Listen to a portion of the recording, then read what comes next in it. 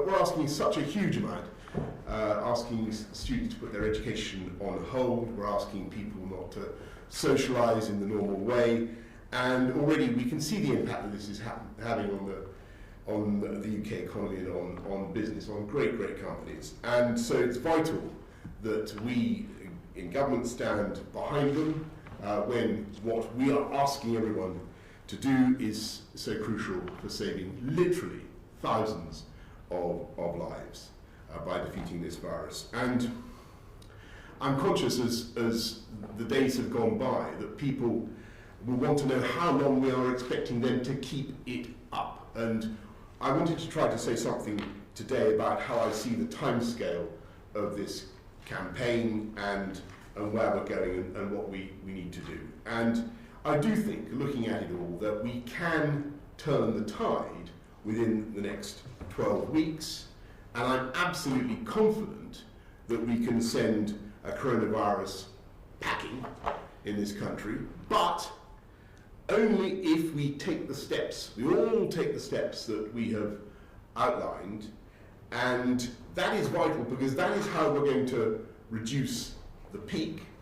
And once we've achieved that, and I think that we will, if we do take the steps that I've said, then the scientific progress that we're making will really start to come into play. And I wanted to discuss a little bit of that this afternoon with you, because we are rapidly becoming so much better at understanding the genomics at the heart of this virus. A lot of that is going on in this country. We're getting better at understanding the medicines that may treat and cure it. And today we've put the first British corona patient into a randomised trial for drugs that may treat the disease.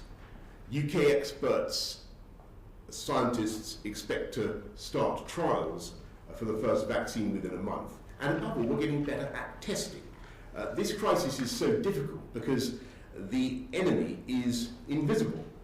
And the answer is to remove the cloak of invisibility and to identify the virus and to be able to know which of us is carrying it or who has actually had it and now got over it.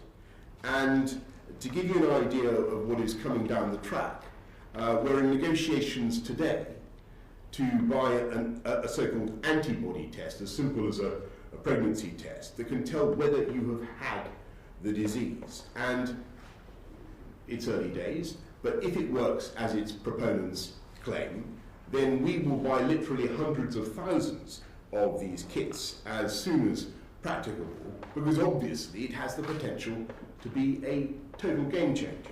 Because once you know that you have had it, you know that you're likely to be less vulnerable, you're less likely to pass it on, and you can go back to work. And of course, by the same token, we're massively increasing the testing to see whether you have it now, and ramping up daily testing from 5,000 a day to 10,000 to 25,000, and then up to 250,000. And that knowledge of where the virus is will make a huge difference to our management of the disease and our ability to reduce disruption and economic difficulties.